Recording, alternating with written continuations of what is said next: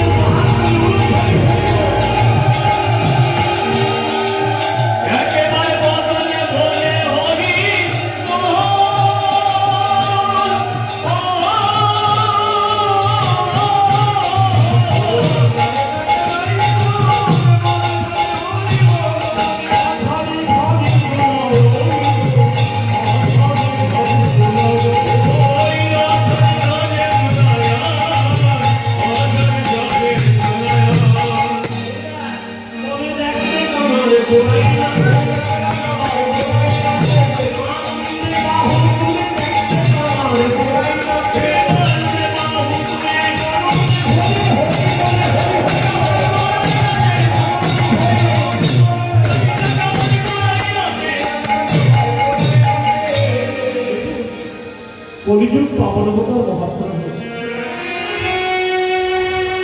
কলিযুগে অবতীর্ণ হয়ে একটা আদর্শ নিয়ে এলেন, সেটা হচ্ছে হরিনাম সংকীর্তনের আদর্শ।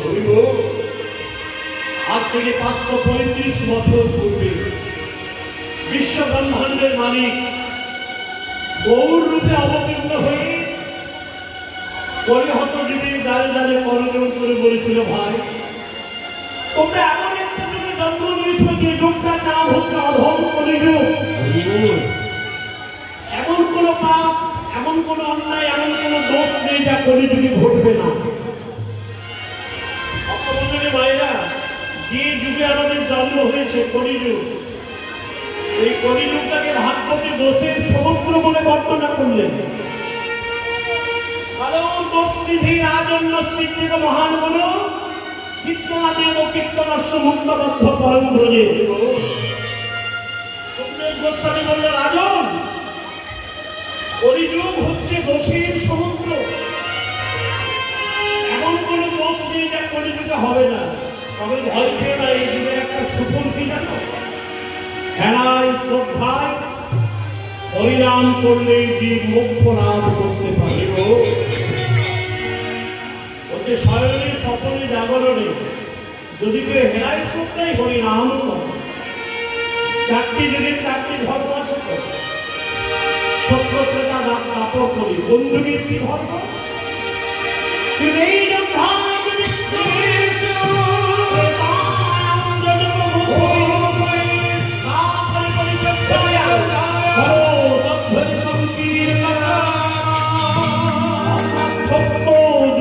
মুক্তি পেয়েছিল,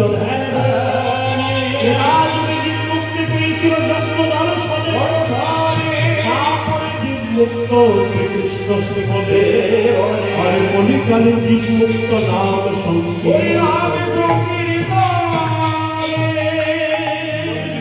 সত্যযুগের মতো ধ্যান করতে হবে না, তার মতো যজ্ঞ করতে হবে না, দাপরের মতো সেবাও দিতে হবে না।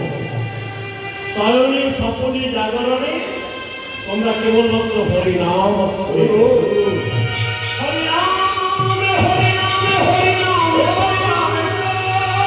হরিনাম বিনে কলিযুগ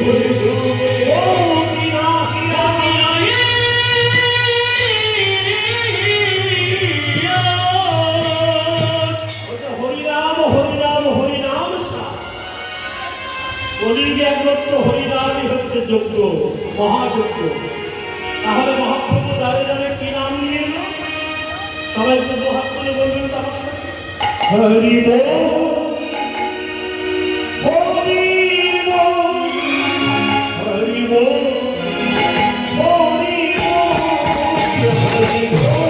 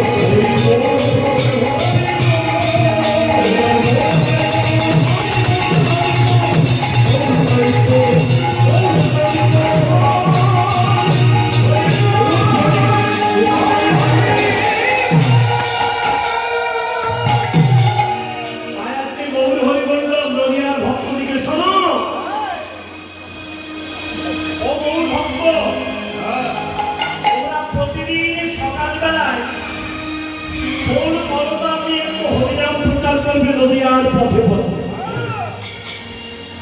এবার সকালবেলায় ভক্তরা হরিনাম করতে বেরিয়েছে বাবা। আর আপনারা জানেন নবদ্বীপ হচ্ছে পণ্ডিতের ভূমি। ওদিক দিয়ে বৈষ্ণবেরা হরিনাম গাইতে গাইতে আসছে, আর এদিক দিয়ে কতগুলো পণ্ডিত মশাই তারা পাঠশালায় বিদ্যালয়ে যাচ্ছে পাঠ্য পড়াশোনা করে পাণ্ডিত্য অর্জন করার জন্য। এইবার বৈষ্ণবদের সঙ্গে মুখোমুখি দেখা হয়ে গেছে। বৈষ্ণবের দল আসছে, তোমাদেরকে জিজ্ঞেস করবো যে হরিনামের কি মহিমা। বৈষ্ণবের দল হরিনাম গাইতে গাইতে